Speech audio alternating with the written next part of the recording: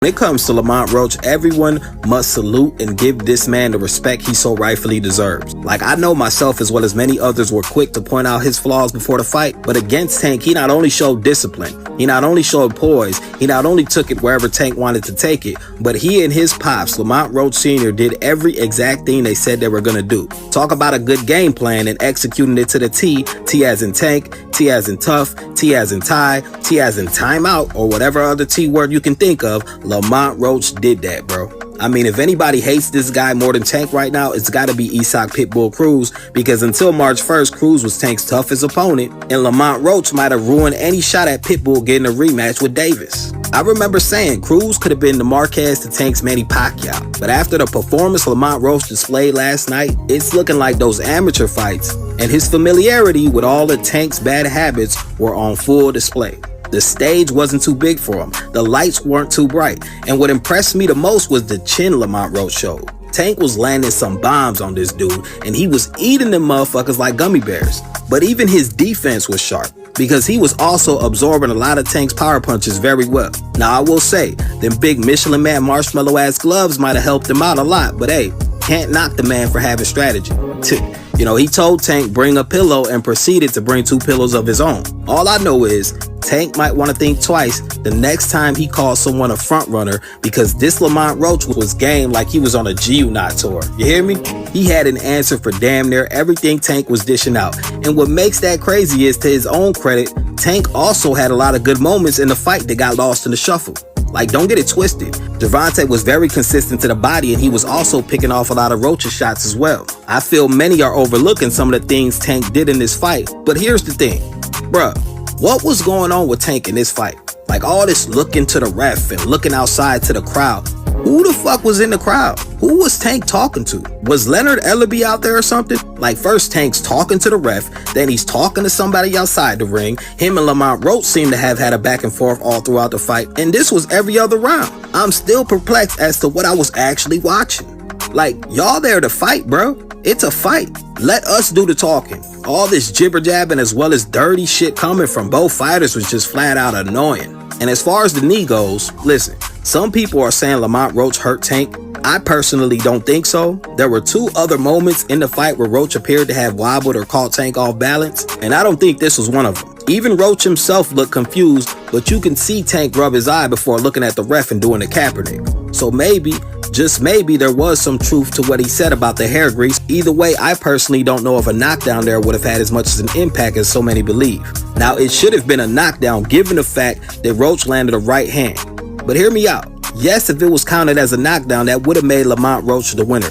Let me repeat it again. If that knee counted as a knockdown, Gervonta Davis would have lost this fight on the scorecards. No ifs, ands, or buts about it. However, what I think many are also overlooking is the way Tank came storming back right after they wiped his face. I mean, he went into another gear and took off on Roach with a series of nice combinations to the head and body in that same round, resulting in the unofficial scorecard giving him the round. So although people assume taking a knee made it a 10-8 round, Tank's redemption during that moment would have more than likely made it a 9-8 round instead, and depending on which rounds the judges gave each guy, that also could have played just as much as a factor as Tank taking a knee.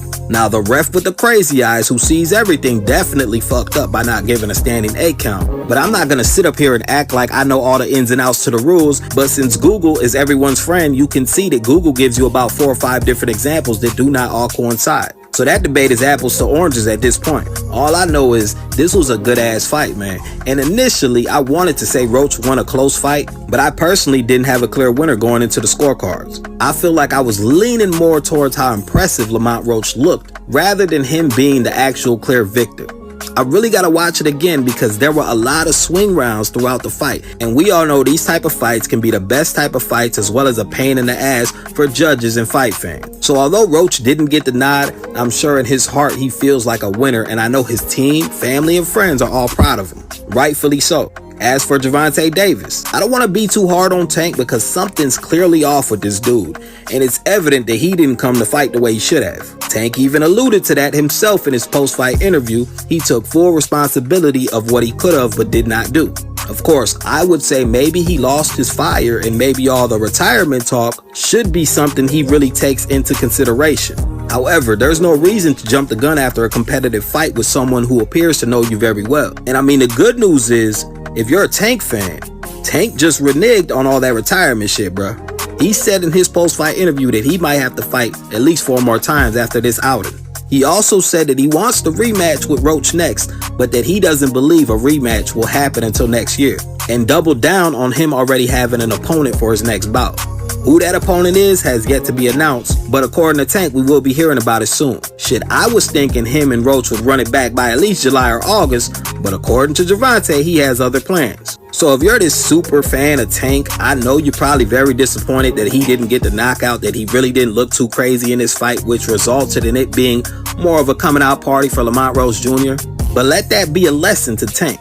You know, when you're this knockout artist and everyone has these high expectations of you, this is the reception you get when you don't deliver. I mean, you can't be talking shit and criticizing Shakur Stevenson for being boring when he just stopped his last opponent.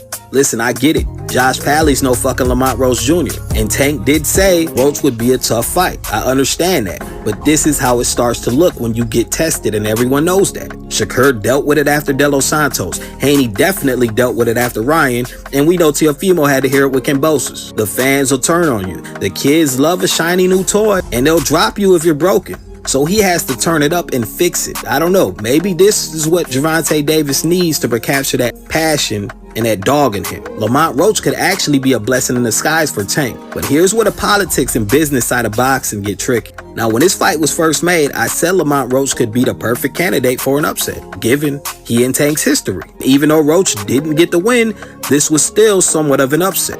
As someone who does agree with the fight being a draw, it makes one wonder if Lamont Roach was really a cherry gone wrong, or if this was Tank trying to carry Roach gone wrong, or even right, because it's no secret that everyone had their suspicions of Tank doing a favor for his friends, and given the background of Tank and Roach's teams, many fans complained that the friendship would be the reason for them not purchasing this fight. So trust me, the conspiracies will be around, and since boxing is known for its theatrics, a lot of people will say Tank sold the fight. You know, he took a dive for the rematch. And with Tank at this post-fight presser saying he lost track of the rounds and pretty much tweaked by not putting his foot on the gas, it's only fair to question it.